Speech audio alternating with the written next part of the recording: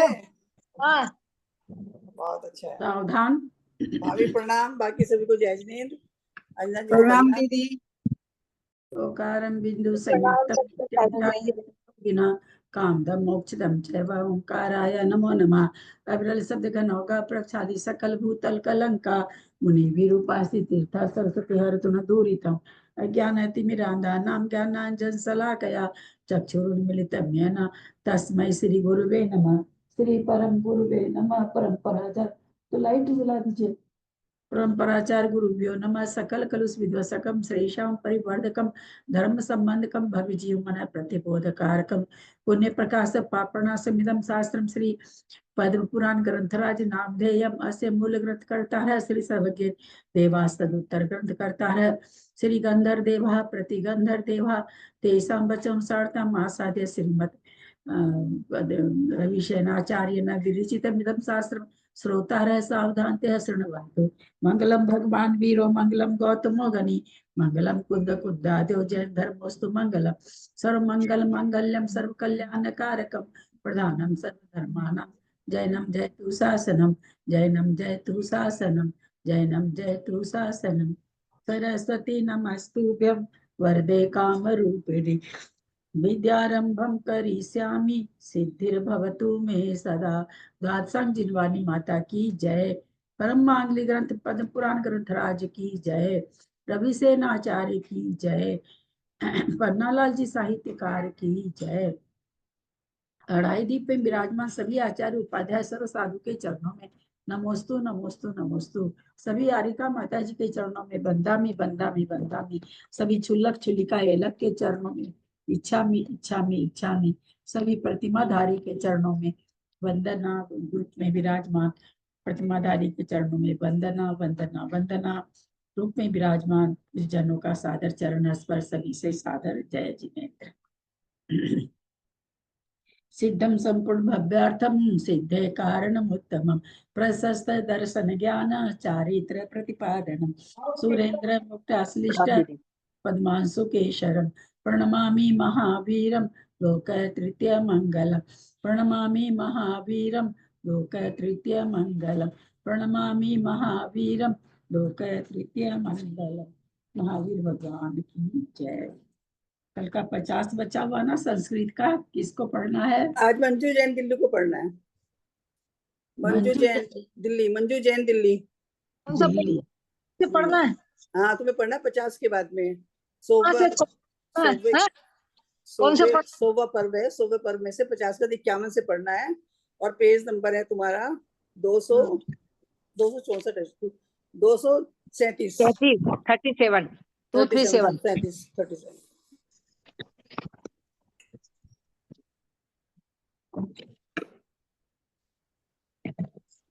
51 से 50 सोमा। हाँ 50 से तो पूरा ही पड़ जाएगा, बस पूरा ही हो जाएगा पूरा। जय जिनेन्द्र सबको।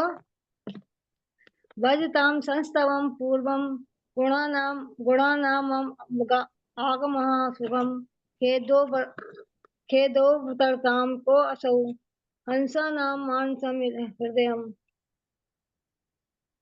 उपदेशम ददत् पात्रे गुरु याति कृतार्थताम अनर्थकः समुद्योतो रवः कौशिक गोचरः स्फुरद यशः प्रताप्यामाक्रांत भुवनावत अविराम दुरालोकौ शीत तिग्मगरा विवह व्यक्त तेजो बलाग्नि मारुता संगतौ शिलादर्पुः स्कंदौ हिम विंध्यन चलाविशन् महावृषौ यथा कांति योग संयोजनोचितौ धर्माश्रम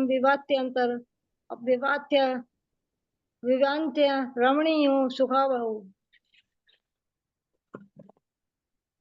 पूर्व पर कुंभाग विश्व कुंभावा लोकालि लक्षितौ उदयास्तमयाधाने सर्व तेजस्विनाम क्षमौ अभ्यर्वणम सरोद संकटै कुकुटीर के तेजसा परिनिन्दन्तौ छायामपि पराङ्मुखीम् अपि पादनखस्तेन प्रतिबिम्बेन लज्जितौ केशानामपि भङ्गेन प्राप्तवन्तावशं परम् चूडामणि गतेनापि क्षत्रियाणां क्षत्रपौ अपि दर्पण दृष्टेन प्रति पुंसोपस्थापिनम् अम्बोधर घृतेनापि धनुषा कृतकोपनै अनामद्व विरालेख्य पार्थिवैरपि खेदितौ स्वल्पमण्डल सन्तोष संगतस्य रविरपि अनादरेण पश्यन्तौ चेदस्य प्रतिघातकम्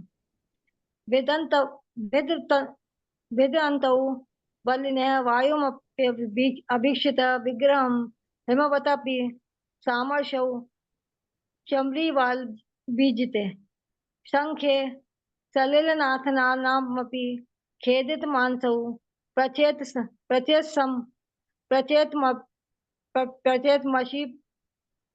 प्रचेतसं पीशानं नशद्दचार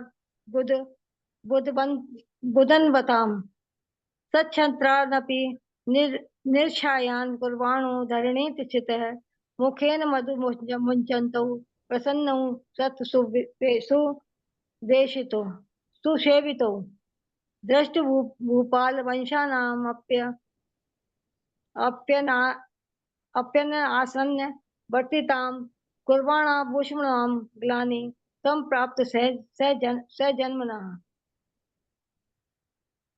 शङ्खस्तवन श्याम मुद्वहन्तौ करोदियं शेषाराज प्रतापाग्नि निर्वापणादिपः धीरै कामुद निशानैर्योग्या काले समुद्गतै आलपन्ता विवासन्ना भोगो सकल दिग्बधु ईषदो लवणास्त्रागीश दशस्दातादृशो अंकुशः इति अलम विकसच्छन् प्रादुर्भावो शुभोदयो नवयौवन संपन्नौ महासुंदर चैस्ततौ प्रकाशतां परिप्राप्तौ धरण्यां लवणांकुशौ अभिनंदो समस्तस्य लोकस्य उत्सुकताकरौ पुण्यं घटिता आत्मनौ सुखकारण दर्शनौ युवतास्य कुमुदवत्याः शरद पूर्णेन्दुतां गतौ वेदै हृदयानंदमय जंगम मंदरौ कुमारादित्य संकाशो पुंडरीक निभीक्षणौ दीपदेव कुमारावो श्रीवत्सांकित बक्षसो अनंत विक्रमाधारौ भवाम बोधि तटस्थतो परस्पर महाप्रेम बंधन प्रवणीकृतौ मनोहरण संसक्तौ धर्म मार्ग स्थावापि वक्रता परिनिर्मुक्तो कोटे स्थित गुणावपि विजित्य ते सा भानु स्थितो कांत्या निशाकरम ओजसा त्रिदशाधीशम गांभीर्णेन महोदधम मेरु स्थिरत्व योगेन क्षमाधरणेन मेदिनीं शौर्येण मेघ निश्वानं गत्या मारुतनंदनम ग्रह्यातामुषं मुक्तमपि वेगात् दूरतः मकरग्राह्य नक्रादैः कृतकीडो महाजले श्रम सौख्यं संप्राप्तौ मत्तैरपि महाधिपैः भयादिवः तनुच्छायात् स्खलितार करोत्करो धर्मतः सम्मितौ साधौ रर्क कीर्तश्च सतत्वः सम्यक दर्शन तो गस्य दानाश श्री विजयस्य च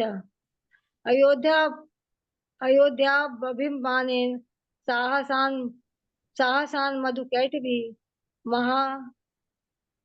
महाअवसमुद्र योगाद इंद्र जिनमें मेघ वाहनौ गुरु शुरु शेषणो युक्तौ जिनेश्वर कथा रतौ शत्रुणाम जनित्रासौ नाम मात्र श्रुतेरपि।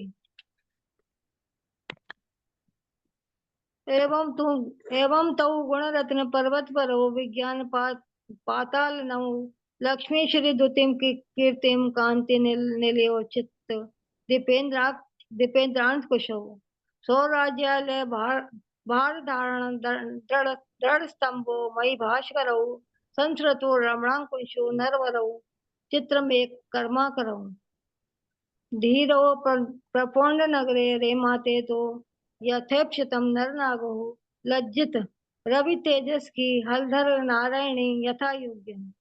इत्यार्षे श्री रवि शरणाचार्य प्रोक्ते परम पदम पुराणे लवणांकुशोद्भावे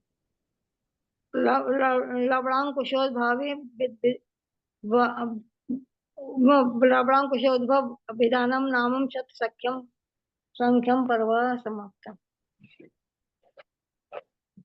तो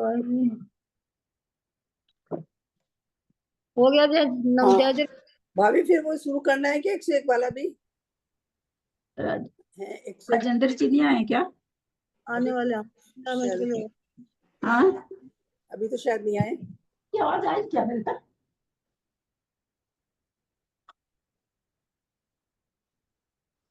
राजेंद्र जी तो नहीं आए। हाँ हाँ। कर लीजिए तो आगे। एक से एक वाला निशा जी पढ़ेंगी। हाँ निशा जी आप हिंदी पढ़िए।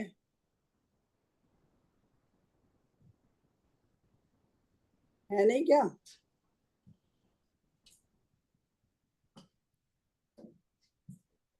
है निशा जी तो है। हाँ है निशा जी, बस बोल भी रही थी वो। निशा हाँ, जी हाँ हाँ हिंदी जी, पढ़ेंगे आप, हिंदी हाँ, पढ़ेंगे ठीक है। आप। अथांतर उन सुंदर कुमारों को विवाह के योग्य देख राजा वज्र जंग ने कन्याओं के खोजने में तत्पर बुद्धि की। सो प्रथम ही अपनी लक्ष्मी रानी से उत्पन्न शशि चूला नाम की पुत्री को अन्य 32 कन्याओं के साथ लवण को देना निश्चित किया। आगे क्या? जय जय सभी को, जय जय। ठीक है।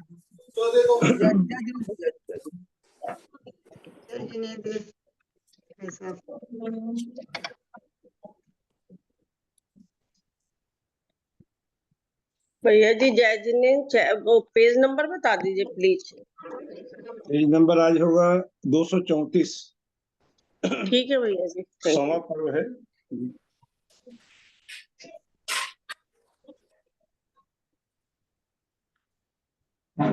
शुरू करें? हाँ हाँ दीदी शुरू करें।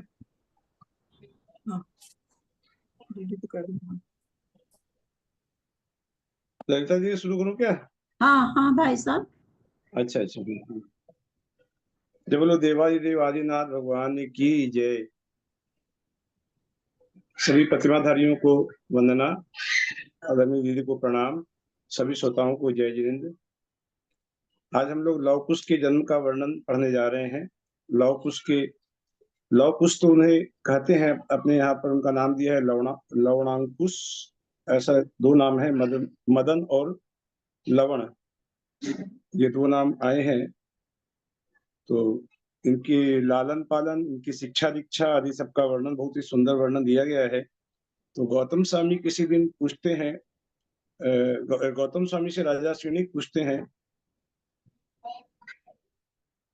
तो गौतम स्वामी कहते हैं कि हे नरेश्वर, इस प्रकार यह वृत्तांत तो रहा, अब दूसरा लवणांकुश से संबंध रखने वाला वृत्तांत कहता हूँ कि लवण और अंकुश दो भाई हैं, उन वृत्तांत कह रहे हैं। जनक नंदिनी ने कृष शरीर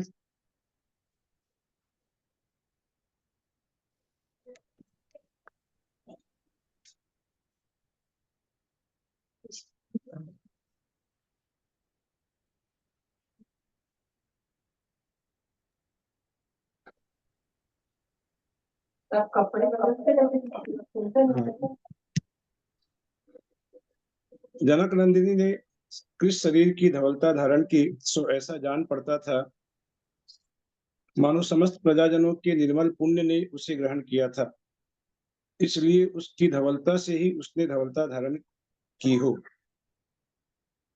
कि सभी प्रजाजनों के निर्मल पुण्य ने उसे ग्रहण किया था। प्रजाजन बहुत पुण्यवान थे जो उन्हें सीता जैसी धवलता के दर्शन करने को मिल रहे थे।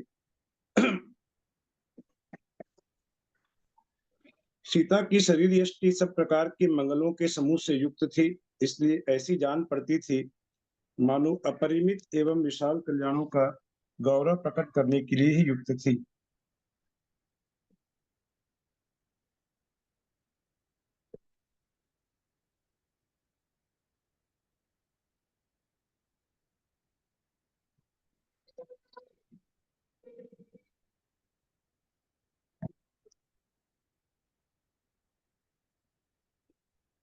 जब सीता मणिमयी निर्मल फर्श पर धीरे धीरे पैर रखती थी, तब उनका प्रतिबिंब नीचे पड़ता था तो ऐसा जान पड़ता था मानो पृथ्वी प्रतिरूपी कमल के द्वारा उसकी पहले से ही सेवा कर रही हो।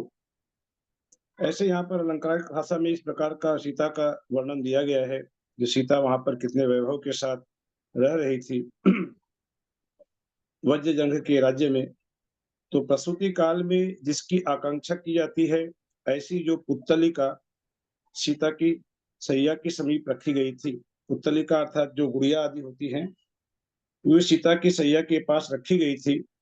उसका प्रतिबिंब सीता के कपोल में पड़ता था, उससे वह पुत्तलिका लक्ष्मी के समान दिखाई देती थी। अर्थात सीता के प्रतिबिंब में इतनी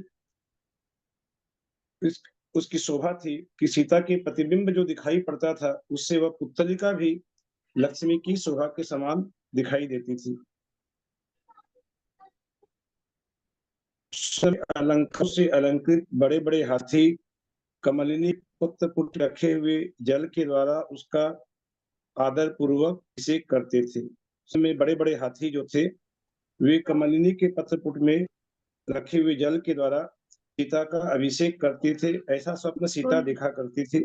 कोई पुतलिया का अर्थ पूछ रहा है। पुतलिया अपने वो पुतली नहीं देखे होंगे ना, पुतली का डांस वगैरह कोई पूछ रहा पुतलिया का अर्थ। तो कपड़े की पुतली वगैरह बना के नचाते रहते ना, ऊपर से खींची रहती, वही गुड़िया गुड़िया ऐसे जैसा हो जाता वही है। कठपुतली कठपुतली कठपुतली, हाँ वही पुतली जो होती है, जो कि सीता की सैया के समीप रखी जाती थी। तो उसके माने चूंकि वह गर्भवती थी इसलिए उसके पास रखी जाती थी। उस पुतलिका के लिए कह रहे हैं कि जिसका प्रतिबिंब सीता के कपोल में पड़ता था, तो पुतलिका लक्ष्मी के समान दिखाई देती थी। माने सीता के प्रतिबिंब में, सीता के कपोल में जो प्रतिबिंब पड़ रहा है, उससे वह पुतलिका जो सामान्य पुतलिका है, वह भी लक्ष्मी के समान दिखाई देने लगती थी। जब वह जागती थी तब बार बार जय जय शब्द होता था। उससे ऐसा जान पड़ता था मानो महल के ऊर्ध्व भाग में सुशोभित पुतलियां ही जय जय शब्द कर रही हों, कि महल के ऊपरी भाग में जो पुतलियों से सजावट की गई थी महल की, मानो वे पुतलियां ही जय जय का शब्द कर रही हो, ऐसा मान जान पड़ता था। जब वह परिवार के लोगों को बुलाती थी सीता, तब आज्ञा देव इस प्रकार के संभ्रम सहित शरीर सहित परम कोमल वचन अपने आप उच्चरित होने लगते थे। कि सीता की जो आज्ञा है वह सभी तुरंत शिरोधार्य करते थे। उसके आज्ञा देव, इतना किसी को बुलाने की जरूरत थी मात्र कि आज्ञा देव के जो वचन है वे अपने आप वहां पर गूंजने लगते थे। वह मनस्विनी क्रीड़ा में भी किए गए आज्ञा भंग को नहीं सहन करती थी। इस प्रकार की उसकी आज्ञा चलती थी वहां पर। सीता वहां पर सबसे अधिक सीता ही वहां पर थी सबसे, क्योंकि राजा वज्रजंग जो है उसने भी उसे अपनी बड़ी बहन माना है, और सीता की आज्ञा की ही सबसे ज्यादा वहां पर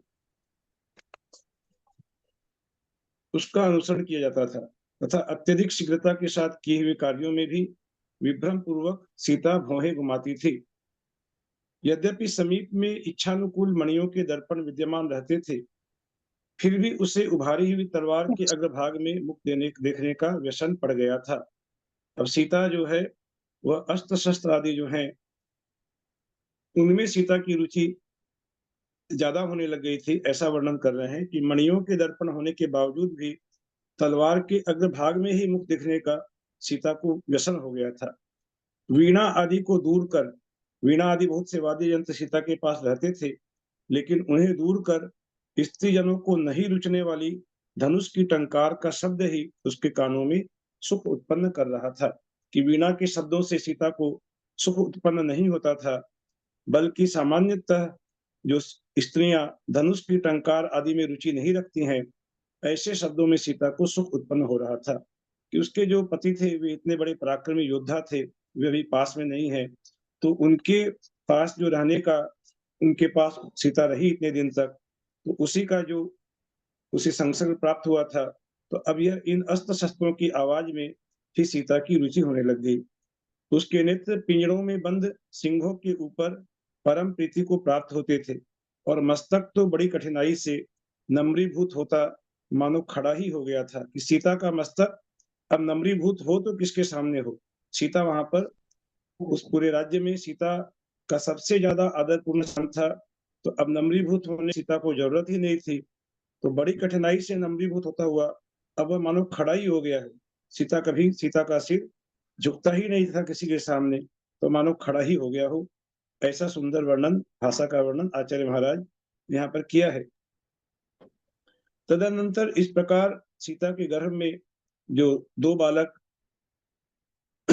थे, उन बालकों का जन्म हो गया, 9 महीने पूर्ण हो गए, और चंद्रमा जब श्रवण नक्षत्र पर था, तब श्रवण मास की पूर्णिमा के दिन उत्तम मंगलाचार से युक्त, समस्त लक्षणों से परिपूर्ण, पूर्ण चंद्रमा के समान सुख वाली सीता ने 2 पुत्र उत्पन्न किए। वह दिन बता रहे श्रावण मास की पूर्णिमा का दिन, जिसे हम रक्षाबंधन के रूप में हम लोग मनाते हैं। वह दिन ये लौ कुश 2 महापुरुष जो हैं, जो सिद्ध हो गए थे आगे चलकर, इन सिद्ध आत्माओं का भी जन्मदिन ये हमें इस ग्रंथ के माध्यम से पता चलता है कि हम लोग रक्षाबंधन मनाते हैं कि विष्णु कुमार महामुनि ने इस दिन 700 मुनियों का उपसर्ग दूर किया था, और हम लोग अपने अपने सभी घर पर मुनियों का आकार बनाकर उन्हें आहार आदि देते हैं। और यह पर्व इसलिए भी महत्वपूर्ण है कि लौ कुश का उस दिन जन्म हुआ था। वह सावन का ही महीना था, और श्रवण नक्षत्र पर चंद्रमा उस दिन था। उन दोनों के उत्पन्न होने से घेरियों और नगाड़ों के शब्द होने लगे। बहन की प्रीति से राजा ने, जो राजा उसे अपनी बहन मानता था, वज्रजंग राजा, उसने ऐसा महान उत्सव किया जो उन्मत्त मनुष्य लोक के समान था और सुंदर संपत्ति से सहित था। ऐसा महान उत्सव किया जो उन्मत्त मनुष्य लोक के समान था और सुंदर संपत्ति से सहित था। कि वह राजा वज्रजंग ऐसा राजा था कि लोक के समान ही राजा था। जो गीत इंटरप्राइज है वो बंद करे ना अपना, जो गीत इंटरप्राइज करके हैं, अपना नाम नहीं लिखा हुआ है उन्होंने, वो अपना बंद कर दें, म्यूट कर दें। और बहुत ही अच्छी संपत्तियों से वह राजा सहित था। उनमें से एक को अनंग लवण नाम दिया गया और दूसरे पुत्र को मदनांकुश इस नाम से सुशोभित किया गया।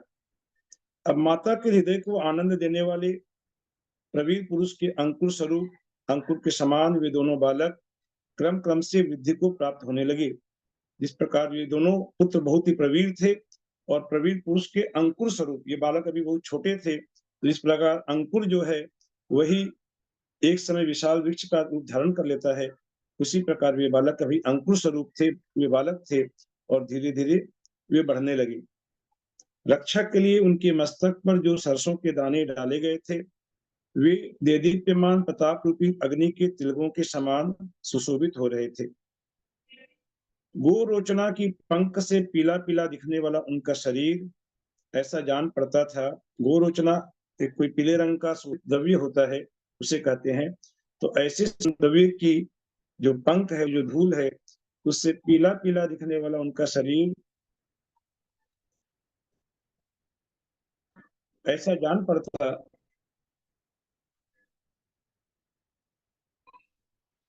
मानो अच्छी तरह से प्रकट होने वाले स्वाभाविक तेज से ही घिरा हो।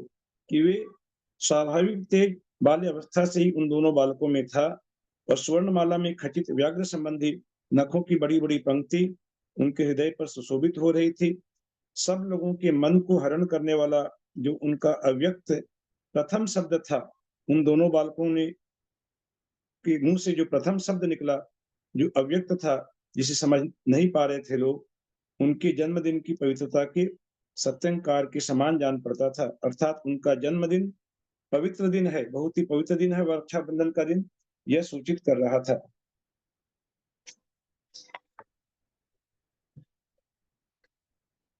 जिस प्रकार पुष्प भ्रमरों के समूह को आकर्षित करते हैं, पुष्पों से आकर्षित होते हैं भ्रमरों के समूह, उसी प्रकार उनकी भोली भाली मनोहर मुस्कानें सब प्रथम ओर से शब्द लोगों- क्या बोला हुआ आपने, क्या कहा? प्रथम शब्द क्या बोला? कौन सा शब्द? दोनों बालकों ने, लव और कुश ने जो प्रथम शब्द बोला आपने बताया, वो क्या बोला? अच्छा, वो क्या था? प्रथम शब्द, जब बालक जब प्रथम शब्द बोलता है तो उसकी बहुत टूटी फूटी जो बोली होती है, वह बोली समझ में नहीं आती। वो कुछ बोल रहा है लेकिन वह हम लोगों को समझ में नहीं आता, लेकिन बहुत ही वह लुभावना शब्द होता है, वह सुनने में बहुत मधुर लगता है। तो वही कह रहे हैं कि जो उनका अव्यक्त प्रथम शब्द था, कि मुंह से जो शब्द निकला प्रथम शब्द, वह यद्यपि अव्यक्त था, फिर भी वह उनके जन्मदिन की पवित्रता को सूचित कर रहा था, कि वह उन दोनों बालक जो तेजस्वी बालक हैं, उनका जन्मदिन बहुत ही पवित्र है। वह अव्यक्त शब्द मानो इस बात की घोषणा कर रहा था।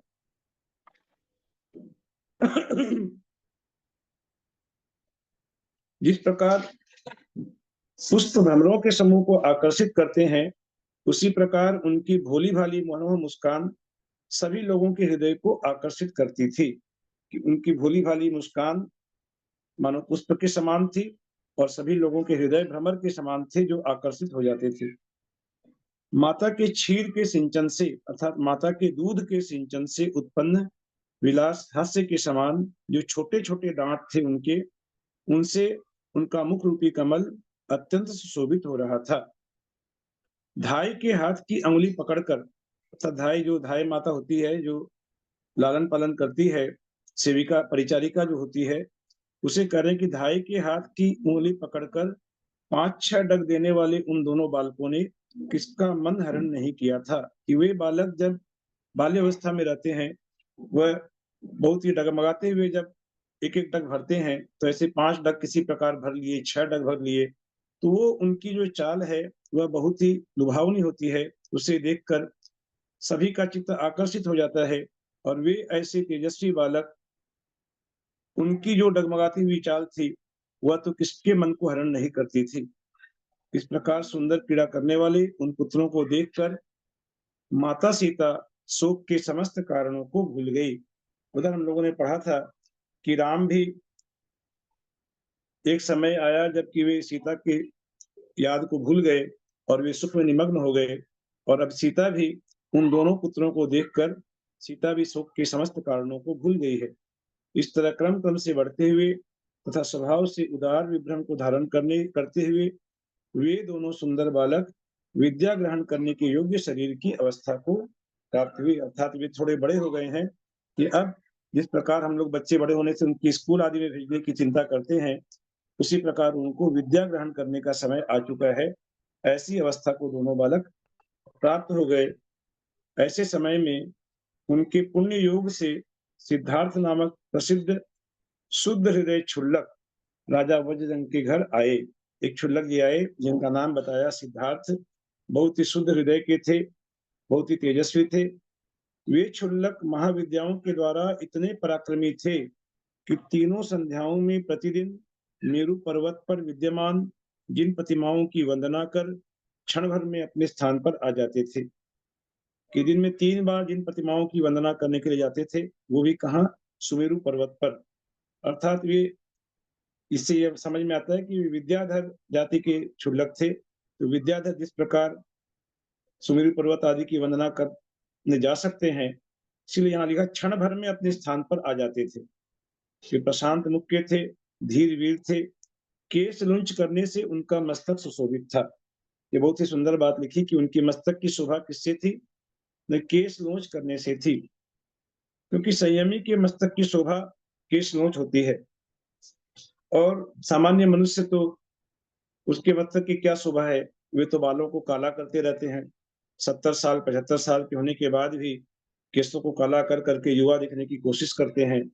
तेल फुलेल इत्र कंघी सभी कुछ व्यवहार करते हैं, लेकिन वे क्षुल्लक थे, वे संयमी थे, इसलिए उनके लिए कहा कि केश नोच करना ही उनके मस्तक की शोभा थी।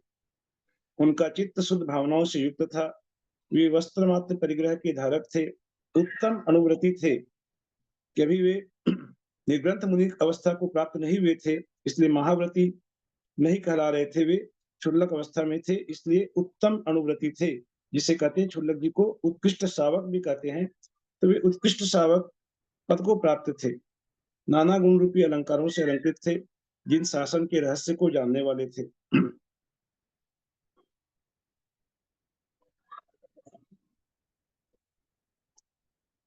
घर घर में भिक्षा लेते हुए वे धीरे धीरे चल रहे थे। इस तरह भ्रमण करते हुए संयोगवश वे उस उत्तम घर में पहुंचे किसी एक दिन, जहां सीता बैठी हुई थी। उस घर में वे छिल्लक जी, जिनका नाम बताया सिद्धार्थ, वे वहां पहुंचे।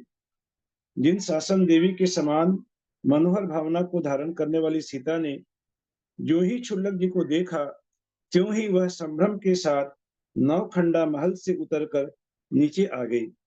कितनी आदर भाव था, कितना आदर भाव था सीता के मन में, ये इस लाइन से पता चलता है। एक बार फिर से पढ़ता हूं कि जिन शासन देवी के समान मनोहर भावना को धारण करने वाली सीता, जो कि जिन शासन देवी के समान भावनाओं को धारण कर रही थी, उस सीता ने जो ही क्षुल्लक को देखा, क्षुल्लक जी को जो देखा, तो संभ्रम के साथ नौखंडा महल से, जो 9 तल्ला 9 मंजिला महल थी, वहां से तुरंत नीचे उतर करके सीता नीचे आई और पास जाकर दोनों हाथ जोड़कर उसने इच्छाकार आदि के द्वारा उसकी अच्छी तरह पूजा की। कि इच्छाकार आदि के द्वारा अर्थात इच्छा रखने वाला जो है, उसे कहा इच्छाकार आदि के द्वारा। हम लोग जो क्षुल्लक जी को इच्छामी कहकर प्रणाम करते हैं, इच्छामी, वही यहाँ पर कहा इच्छाकार आदि के द्वारा, अर्थात उनको इच्छामी कहा, उनकी पूजा की। इच्छामी कहा अर्थात मैं आपके जैसा बनने की इच्छा करता हूँ, ये कहने का तात्पर्य है। इस प्रकार हम लोग क्षुल्लक जी की विनय करते हैं, तो सीता ने भी इच्छाकार आदि के द्वारा उनकी विनय की, उनकी अच्छी तरह पूजा की। फिर विधि के जानने में निपुण सीता ने आदर पूर्वक विशिष्ट अन्नपान आदि देकर, उन्हें आहार आदि देकर संतुष्ट किया। सो ठीक ही है, क्योंकि वह जिन शासन में आसक्त पुरुषों को अपना, कौन सा पेज नंबर है भैया? ये अभी चल रहा है 236 का लास्ट लाइन, 236 की लास्ट लाइन के अंदर में कि सीता ने क्षुल्लक जी को यथा योग्य आहार दिया। सो ठीक ही है, क्योंकि वह जिन शासन में आसक्त पुरुषों को अपना बंधु समझती है। ये सीता के चरित्र की और एक विशेषता यहाँ हमें पता चली कि जिन शासन में आसक्त पुरुषों को, जो जिन शासन में आसक्त हैं, ऐसे पुरुषों को अपना भाई बंधु समझती है, अपने परिवार का ही समझती है। तो ये क्या हुआ, सीता के सम्यक दर्शन के वात्सल्य अंग का प्रतीक है। कि वात्सल्य अंग कहता है कि सभी साधर्मी बंधुओं को अपना सगा समझो। जिस प्रकार गाय अपने बछड़े को के प्रति वात्सल्य भाव रखती है, उसी प्रकार एक साधर्मी दूसरे साधर्मी के प्रति रखता है। ये हम लोगों ने पढ़ा है रत्नकरण सावकाचार्य के सम्यक दर्शन के वात्सल्य अंग का निरूपण करते हुए यह कहा गया है। तो सीता में ये विशेषता थी, वह सभी को अपना बंधु समझती थी और वे क्षुल्लक जी का उन्होंने बहुत ही सत्कार किया। भोजन के बाद अन्य कार्य छोड़कर क्षुल्लक जी निश्चिंत होकर सुख से वहां बैठ गए। तब पूछने पर सीता ने के लिए अपने भ्रमण आदि की वार्ता सुनाई। जब सीता से पूछा गया तो सीता ने अपनी सारी बात वहां पर जो कि त्यों सुना दी। अत्यधिक उपचार और विनय के प्रयोग से इतनी ज्यादा आदर सत्कार सीता ने किया था उन क्षुल्लक जी का कि जिनका मन हरा गया था, उनके मन, क्षुल्लक जी का मन हरा गया था। ऐसे क्षुल्लक ने अत्यंत संतुष्ट होकर लवण और अंकुश को देखा। अष्टांग महानिमित्त के ज्ञाता उन क्षुल्लक जी ने वार्तालाप बढ़ाने के लिए साविका के व्रत धारण करने वाली सीता से उसके पुत्रों से संबंध रखने वाली वार्ता पूछी कि वे क्षुल्लक जी बहुत बड़े ज्ञानी थे, बहुत विद्वान थे। यहाँ का अष्टांग महानिमित्त के वे ज्ञाता थे। कि अष्टांग महानिमित्त जो 8 प्रकार की ज्ञाता होते हैं, 8 प्रकार के अंगों के अंतरिक्ष, भौम, अंग, स्वर, व्यंजन, लक्षण, छिन्न, स्वप्न, इन 8 महानिमित्तों के ज्ञाता थे क्षुल्लक जी। उन्होंने पुत्रों के लिए वार्ता जब पूछी, तब नेत्रों से आंसुओं की वर्षा करती हुई सीता ने क्षुल्लक जी के लिए सारा समाचार कहकर सुनाया। क्षुल्लक जी भी इस कथा को सुनकर, सीता की कथा को सुनकर बहुत ही दुखी हुए। उन्होंने कहा कि हे देवी, जिसके देव कुमारों के समान ये 2 बालक विद्यमान हैं, ऐसी तुम्हें शोक नहीं करना चाहिए कि ये तुम्हारे बहुत बड़ा पुण्य का उदय है कि ऐसे देव कुमारों के समान महातेजस्वी बालक तुम्हें प्राप्त हुए हैं। तुम शोक का अवलंबन मत करो। तदनंतर अत्यधिक प्रेम से जिनका हृदय वशीभूत हो रहा था, वे क्षुल्लक जी थोड़े ही समय में उन्होंने लवण और अंकुश को शस्त्र और शास्त्र दोनों विद्या ग्रहण करा दी। शस्त्र में भी प्रवीण कर दिया और शास्त्रों में भी उन्हें पारंगत कर दिया। उन्हें इस प्रकार की विद्या ग्रहण कराई। वे पुत्र थोड़े ही समय में ज्ञान विज्ञान से संपन्न, कलाओं और गुणों में विशारद, मतलब ज्यादा समय नहीं लगा। वे चूंकि बहुत प्रतिभाशाली थे, बहुत अल्प समय में वे ज्ञान सभी कलाओं में निपुण हो गए, गुणों में विशारद हो गए और दिव्य शस्त्रों के आह्वान एवं छोड़ने के विषय में वे बहुत ही अधिक योग्य हो गए। महापुण्य का उनका प्रभाव था वे दोनों बालकों का। तो महापुण्य के प्रभाव से वे दोनों, जिनके आवरण का संबंध नष्ट हो गया था, ऐसे खजाने के कलशों के समान परम लक्ष्मी को धारण कर रहे थे कि अब उनके आवरण का संबंध नष्ट हो गया था। अर्थात इसे क्या लेंगे, दीदी क्या कहेंगे, आवरण का संबंध नष्ट हो गया था उन्हें क्या, अज्ञान के आवरण अब उनके छट गए थे, कहना चाह रहे हैं कि उन्हें ज्ञान प्राप्त हुआ था गुरु से। तो इसी अपेक्षा से कह रहे हैं कि जिनके आवरण का संबंध नष्ट हो गया था, ऐसे खजाने के कलशों के समान परम लक्ष्मी को धारण कर रहे थे। आगे बहुत अच्छी बात कर रहे हैं आचार्य महाराज कि यदि शिष्य शक्ति से सहित है तो उससे गुरु को कुछ भी खेद नहीं होता। शक्ति से सहित है अर्थात प्रतिभाशाली है। यहाँ कहना चाह रहे हैं कि शिष्य यदि प्रतिभाशाली है, प्रतिभा संपन्न है, तो ऐसे शिष्य को पढ़ाने में गुरु को कुछ भी खेद नहीं होता, बल्कि गुरु को आनंद ही होता है ऐसे शिष्य को पढ़ाने में।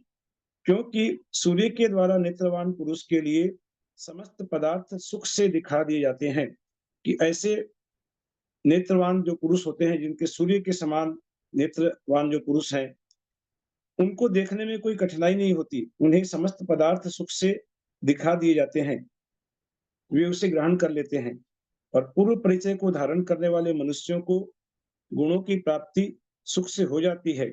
सो ठीक ही है, क्योंकि मानस सरोवर में उतरने वाले हंसों को क्या खेद होता है। जैसे वे दोनों हंस थे, दोनों बालक, वे मानस सरोवर में जो उतर जाते हैं हंस, उन्हें कोई खेद नहीं होता है। वे बहुत ही सहज भाव से जिस प्रकार क्रीड़ा करते हैं, उसी प्रकार सहज भाव से उन दोनों बालकों ने गुरु के द्वारा दिए हुए उपदेश को ग्रहण किया, उसे प्राप्त किया।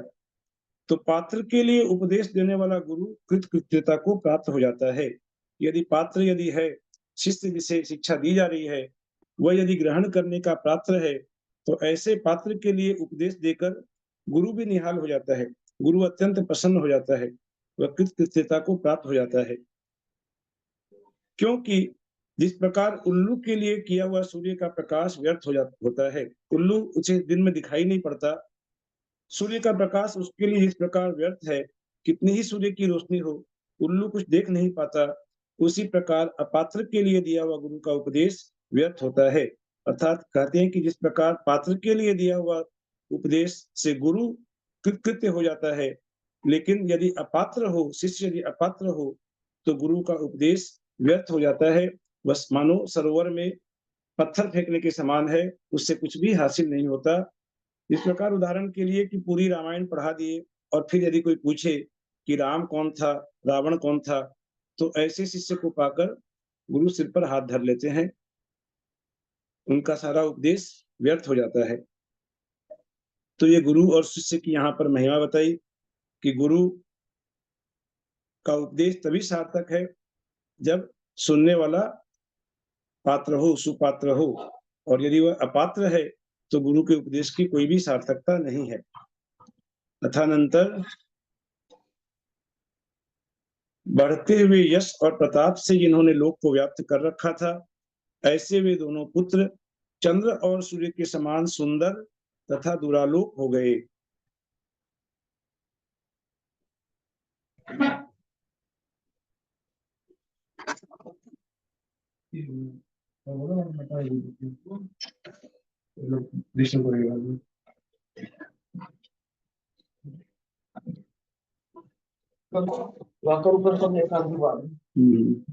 दुरालोक हो गए अर्थात उनकी ओर देखना भी कठिन हो गया, जिसे देख भी नहीं सकते हैं। वे इतने तेजवान हो गए थे कि जिस प्रकार मध्याह्न के सूर्य को हम आंखों से देख नहीं सकते, उसी प्रकार वे उन्हें देखना कठिन हो गया, ऐसे वे तेजस्वी हो गए थे।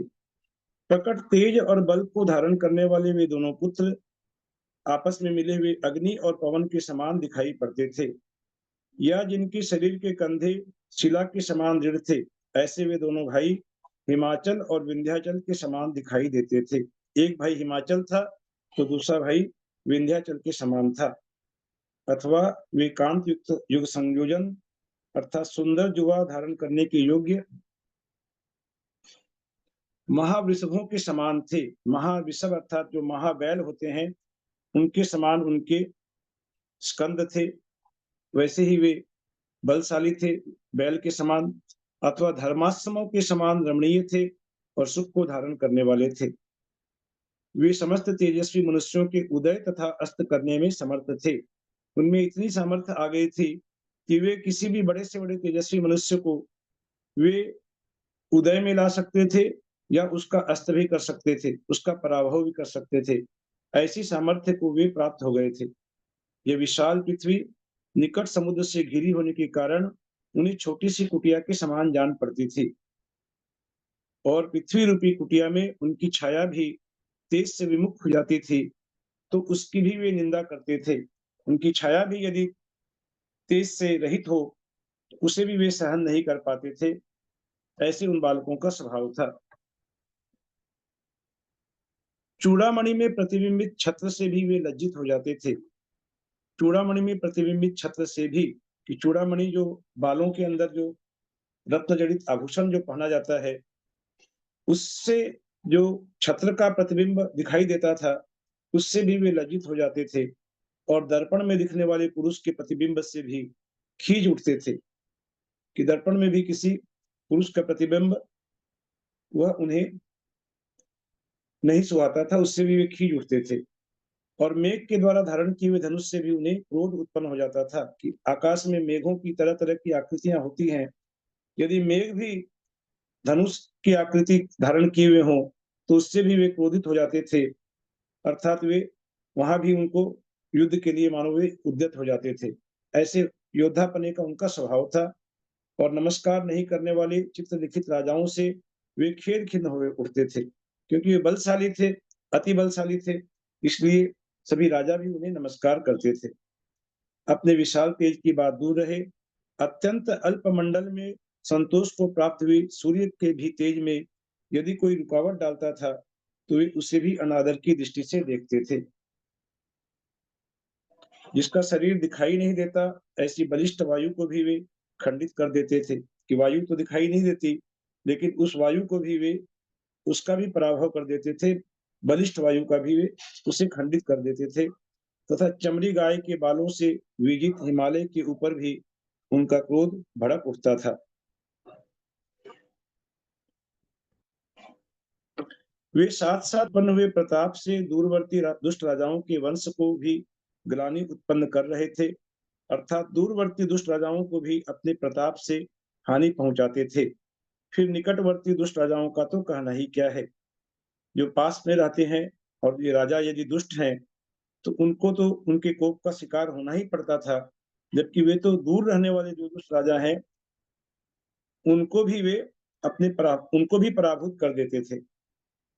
निरंतर शस्त्र धारण करते रहने के कारण उनकी हथेलियां काली पड़ गई थी, जिससे ऐसा जान पड़ता था मानो शेष अन्य राजाओं के प्रताप रूप अग्नि को बुझाने से ही वे काले पड़ गए हैं। सबके प्रताप रूपी अग्नि को वे बुझाते बुझाते वे स्वयं इतने प्रतापी हो गए कि उनकी हथेलियां काली पड़ गई।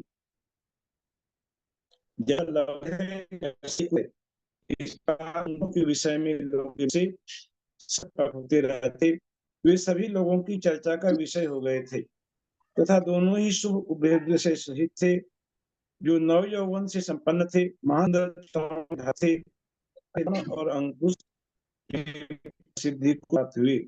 वे दोनों भाई पूरी पृथ्वी में उनका यश फैल गया और वे अत्यंत विख्यात हुए। वे दोनों समस्त लोगों के द्वारा अभिनंदन करने के योग्य थे और सभी लोगों की उत्सुकता को बढ़ाते थे। पुण्य से उनके स्वरूप की रचना हुई थी और उनका दर्शन सबके लिए सुख का कारण था कि ऐसे सुंदर रूप की रचना, जो बहुत ही पुण्य के परमाणु जो थे, उनसे उनकी रचना हुई थी। सभी लोग उनके दर्शन करके अत्यंत सुखी हो उठते थे। युवती स्त्रियों के मुख रूपी कुमुदिनी के विकास के लिए वे दोनों शरद रूप के पूर्ण चंद्रमा थे। जिस प्रकार चंद्रमा को देखकर कुमुदनियां खिल उठती हैं, उसी प्रकार युवती स्त्रियां भी उन दोनों के मुख रूपी चंद्रमा को दर्शन करके खिल उठती थी। और सीता के हृदय संबंधी आनंद को देने के लिए वे दोनों मानो चलते फिरते सुमेरु ही हों। सुमेरु पर्वत की जैसे विशाल काय थे और उनको देखकर माता सीता को अत्यंत आनंद होता था। वे दोनों अन्य कुमारों में सूर्य के समान थे, सफेद कमलों के समान उनके नेत्र थे। वे दीप कुमार नामक देवों के समान थे। उनके वक्षस्थल सीवत्स चिन्ह से अलंकृत थे। जो महापुरुषों के वक्षस्थल में सीवत्स का जो चिन्ह होता है, उनके वक्षस्थल में वैसे चिन्ह थे। अत्यंत पराक्रम के आधार थे। वे धर्म के मार्ग में स्थित होकर भी मन के हरण करने में लीन थे, मनोहारी थे। यद्यपि वे धर्म मार्ग में स्थित थे, लेकिन फिर भी वे इतने मनोहारी थे, उनके देख करके प्रजाजनों के मन हरण हो जाते थे। और कोटि स्थित गुण अर्थात धनुष के दोनों छोरों पर डोरी के स्थित होने पर भी वक्रता अर्थात कुटिलता से रहित थे। यद्यपि जो धनुष वे धारण करते थे, वे वक्र आकार के धनुष होते हैं, उसके होने के बावजूद भी उनके मन वक्र नहीं थे। उनके मन वक्रता या कुटिलता से रहित थे, अर्थात वे बहुत ही सरल हृदय के थे। मार्दव गुण से वे संपन्न थे। वे तेज से सूर्य को, कांति से चंद्रमा को, ओज से इंद्र को और गांभीर्य से समुद्र को, स्थिरता के योग से सुमेरु को, कि सुमेरु पर्वत इतना स्थिर रहता है कि बड़ी से बड़ी पवन की आंधियां भी उसे विचलित नहीं कर सकती, लेकिन उस सुमेरु को भी वे स्थिरता से भी पराजित कर देते थे। यदि स्थिरता की बात किया जाए तो वे सुमेरु से भी ज्यादा स्थिर थे, सूर्य से भी ज्यादा तेजवान थे, चंद्रमा से भी ज्यादा कांतिवान थे, इंद्र से भी ज्यादा ओजवान थे, समुद्र से भी ज्यादा गंभीर थे, सुमेरु से भी ज्यादा स्थिर थे। और क्षमा धर्म से पृथ्वी को, सूरवीरता से, क्षमा धर्म से वे पृथ्वी को मानो पराजित कर रहे थे और सूरवीरता से जय कुमार को पराजित करते थे। कि जय कुमार की कथा पढ़ने में आती है हरिवंश पुराण में, कि जय कुमार जब भरत चक्रवर्ती दिग्विजय के लिए जब निकल रहे थे, उस समय में अनेक राजाओं को वशीभूत करते हुए भरत चक्रवर्ती जब आगे बढ़ते हैं, तो वहां म्लेच्छ राजाओं के साथ जब उनका सामना होता है, तो म्लेच्छ राजा मेघ कुमार देवों का आह्वान करते हैं और कुमार देवों के कारण वहां पर शायद 7 दिन तक घनघोर वर्षा होती है, मूसलाधार वर्षा होती है। ऐसे समय में जय कुमार ने उन मेघ कुमार देवों को पराजित किया था और वे सूरवीरता में बहुत ही ज्यादा विख्यात हुए थे।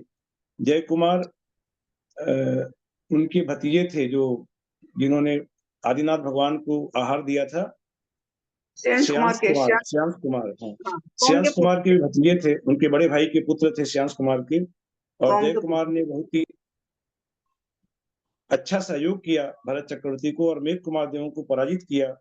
तो यहाँ पर उन्हीं दोनों कुमारों के लिए कह रहे हैं कि वे सूरवीरता में मानो जय कुमार को भी पराजित करते थे और गति से हनुमान को पराजित करते थे। कि हनुमान जिस प्रकार गति से लंका में जाकर के जिसने सीता को रामचंद्र जी का संदेश सुनाया, ऐसे गतिशील हनुमान को भी वे मानो पराजित करते थे और वे जीत कर स्थित थे।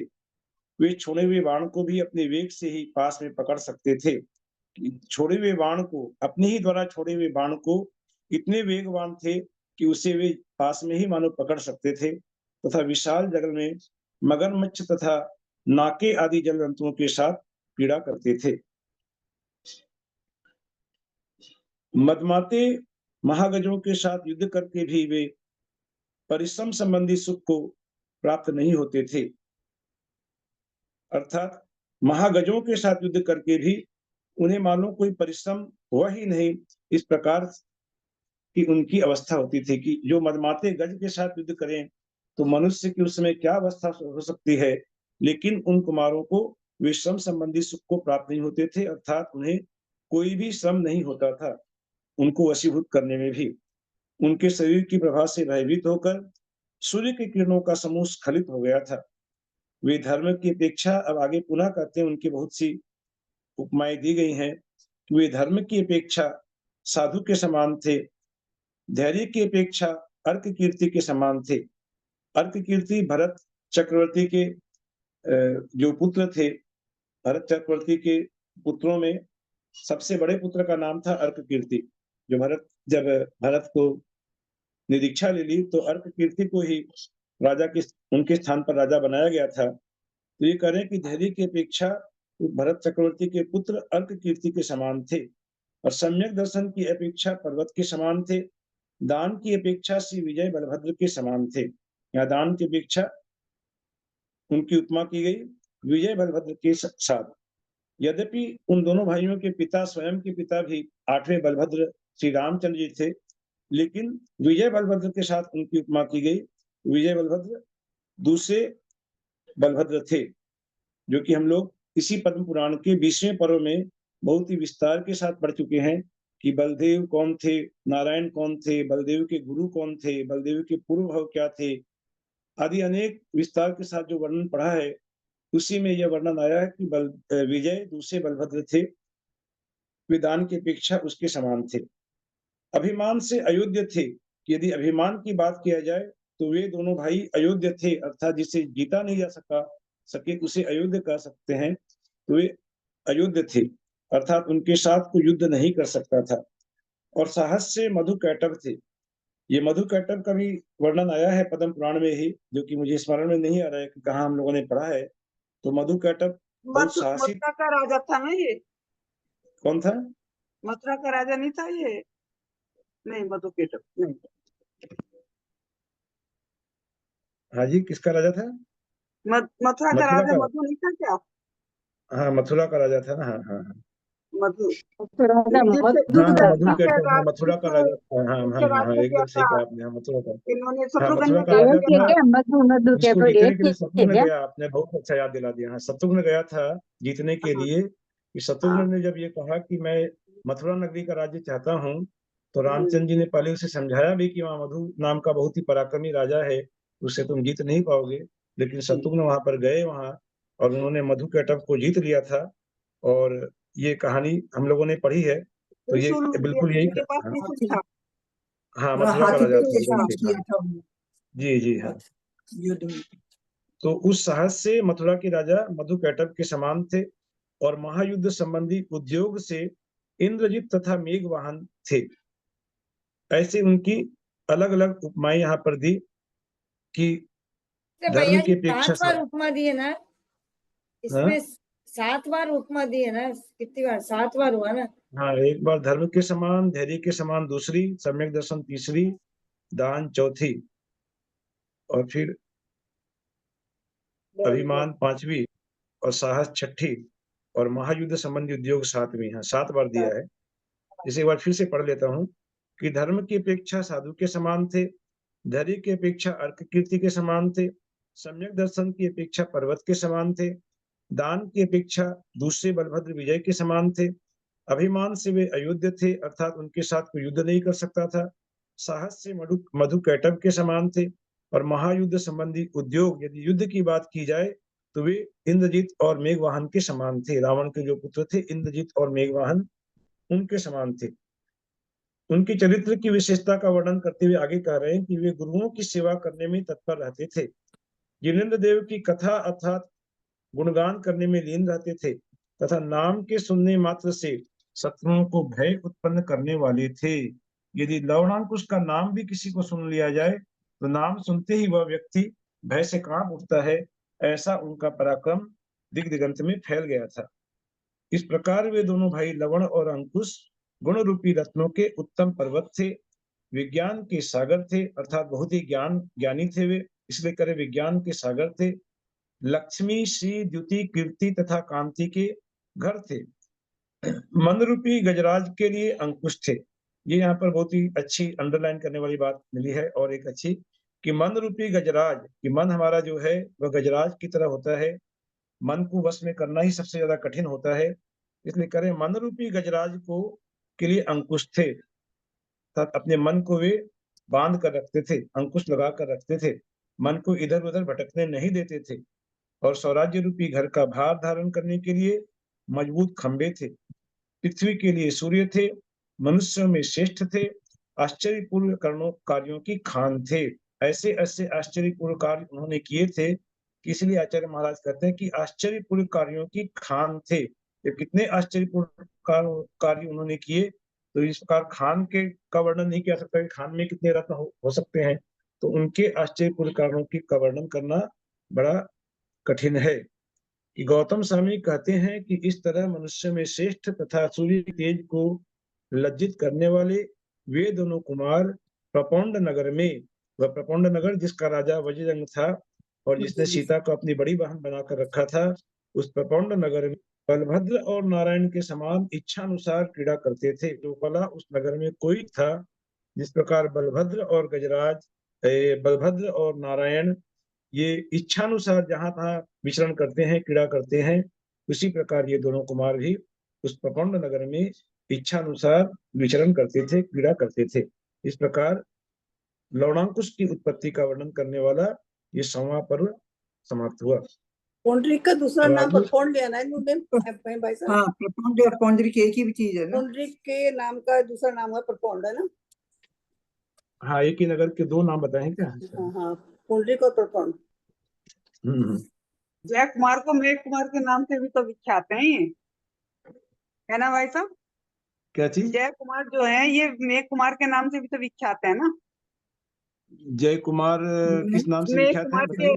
मेघ कुमार के नाम से मेघस्वर नाम से विख्यात है। मेघस्वर, हाँ, मेघस्वर के नाम से, मेघस्वर नाम से भी विख्यात हैं। क्योंकि उन्होंने मेघ कुमार देवों को देखा था, इसलिए भरत जी ने उनका नाम रखा था मेघस्वर। भरत जी बहुत प्रसन्न हुए थे और उनका मेघस्वर नाम भी रखा गया था।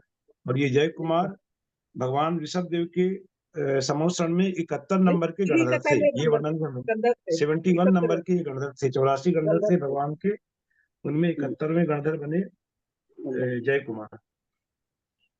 राजा सोम के पुत्र थे। हाँ, राजा सोम के पुत्र थे। राजा सोम के पुत्र थे। हाँ, राजा सोम के पुत्र थे। सोम के छोटे भाई का नाम था श्रेयांश कुमार। श्रेयांश कुमार के चाचा थे ये जय कुमार। श्रेयांश कुमार जय कुमार भी चाचा थे। जय कुमार। हाँ,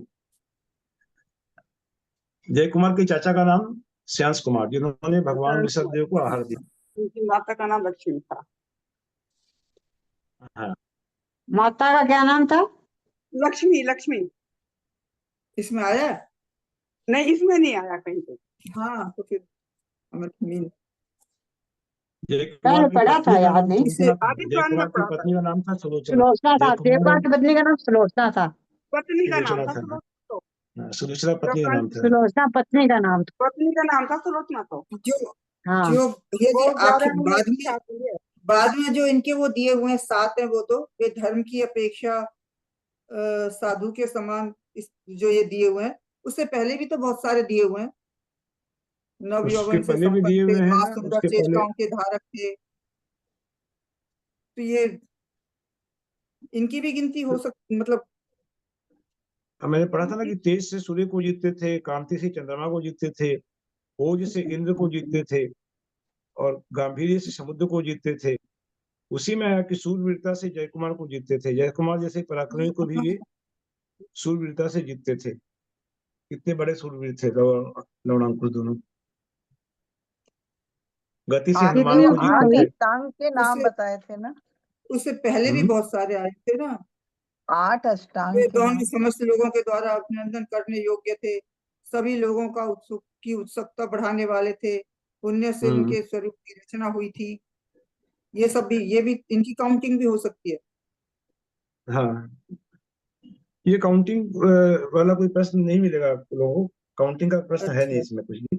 इसमें यही अच्छा पूछा ठीक। जाएगा कि ओज से किसको जीतने वाले थे, हाँ या सूर्यता से किसको जीतने वाले थे, गति से किसको जीतने वाले थे। इस तरह के प्रश्न आएंगे इसमें आपके पास। अच्छा ठीक है। क्योंकि काउंटिंग अगर करेंगे तो थोड़ा कंफ्यूजन है, काउंटिंग पूरी बहुत क्लियर नहीं है यहाँ पर। हाँ वही अब वही जैसे, हाँ, बहुत बहुत ज्यादा है ना अब जैसे कंफ्यूजन वाली विमान बात। से अयोध्या थे, तो ये काउंटिंग में आएगा हाँ, या नहीं आएगा, ये बहुत कम बहुत, कम हाँ, हाँ, confusion हो- उसीलिए मैंने, हाँ, काउंटिंग का प्रश्न नहीं किया बहुत इसमें कुछ भी। कंफ्यूजन हो जाएगा। हाँ, कंफ्यूजन हो हाँ जाएगा, वही। ठीक बात है। हाँ 8 अष्टांग के नाम बताए थे ना आपने? हाँ, अष्टांग निमित्त ये तो माने रिद्धि होती है, अष्टांग निमित्त रिद्धि होती है, लेकिन हाँ क्षुल्लक जी को तो रिद्धि होती नहीं है, वो तो क्षुल्लक थे, मुनियों को रिद्धि होती है। तो ये उन विद्याओं के धनी थे, ये कह सकते हैं कि विद्या के धनी थे वे। हमें लगता है कि वे विद्याधर थे जरूर, तभी उनके लिए कहा कि वे सिमरू पर्वत पर दिन में 3 बार जाकर के वंदना करके आते थे। तो साधारण मनुष्य तो जा नहीं विद्याधर होंगे सकते ना, गुरु गोचरी। तो वे विद्याधर क्षुल्लक होंगे। जी विद्याधर थे, और ये अष्टांग महानिमित्त जो विद्या है, ये उन्हें प्राप्त थी, जो कि अंतरिक्ष भौम, भौम का माने होता है भूमि, अंतरिक्ष भौम, अंग, स्वर, व्यंजन, लक्षण, छिन्न, स्वप्न, ये 8 निमित्त होते हैं जिनके की वे ज्ञाता थे। अंतरिक्ष, अंग, धीरे बोलिए ना थोड़ा सा। अंतरिक्ष के बाद भौम, भवम। आपको जिनवाणी में मिल जाएगा, कहीं भी ओम देखेंगे ना उसका। अंतरिक्ष के बाद भौम, भौम माने होता है पृथ्वी, भूमि, कि अंतरिक्ष के माने सौर मंडल के जानकार थे, अंतरिक्ष का मतलब हो गया। और भौम माने भूमि, भूमि में होने वाले जो भी लक्षण होते हैं वे उनके जानकार थे। स्वर के थे, व्यंजन के थे, लक्षण, स्वप्न, स्वप्न भी एक निमित्त होता है कि स्वप्न के द्वारा फल बताते हैं ना, स्वप्न के द्वारा इस स्वप्न का क्या फल होगा, ये स्वप्न भी अष्टांग महानिमित्त में आ गया। फिर से बताऊं क्या क्या अष्टांग निमित्त? अंतरिक्ष, ओम, स्वर, नहीं, भौम के बाद अंग, व्यंजन, तीसरा है अंग, हाँ, चौथा स्वर, अंग, पांचवा व्यंजन, छठा और तीसरा लक्षण, हाँ, रक्षण, रक्षा। हाँ, सातवां सातवां छिन्न, छिन्न छिन्न, चिन्ह, और आठवां है स्वप्न। तीसरा क्या बताया आपने? तीसरा बताया अंग,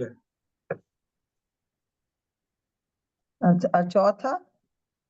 चौथा स्वर, स्वर, अच्छा, पांचवा व्यंजन, हाँ, छठा लक्षण, सातवां छिन्न, और आठवां स्वप्न।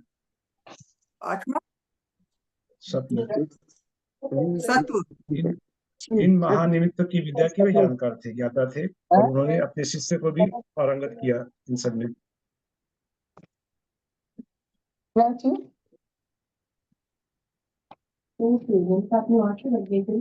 दिनवाणी स्तुति करते हैं आज के लिए।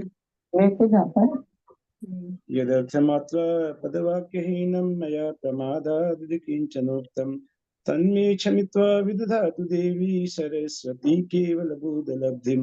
बोधि समाधि परिणाम शुद्धि स्वात्मोपलब्धि श्री सौख्य सिद्धि। चिंतामणिं चिंतित वस्तुदानी त्वां वन्द्य मानश्च ममास्तु देवी। जावाणी के ज्ञान ते सुझे लोकालो सोवाणी मस्तक नमो सदा देत हो धो। हे जिनवाणी भारती तू ही जपो दिन रैन, जो तेरा शरणागहि सो पावे सुख चैन। देव जो अरहंत को गुरु से हो निवृंत, दया धर्म पालु सदा यही मोक्ष का पंथ।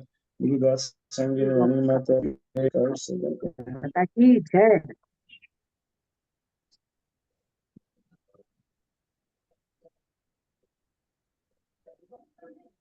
भाभी को प्रणाम, भैया जी को प्रणाम, सतमाधारी को वंदना, सभी को सादर जय जी। भैया जी को प्रणाम, वंदना, बहनों को सादर प्रणाम, सबको जय जिनेंद्र। भैया जी को प्रणाम, वंदना भाभी जी को प्रणाम। वंदना, सभी बड़ों अच्छा, को सादर दीदी को प्रणाम, सभी को सादर को जय जय जिनेंद्र, करते हैं जय अंजना जय जी को जिनेंद्र, वंदना, जय सबको जय जिनेंद्र। सादर प्रणाम सभी को, जय जय जिनेंद्र। सबको सादर प्रणाम, सभी बड़ों से सादर प्रणाम, सभी को जय।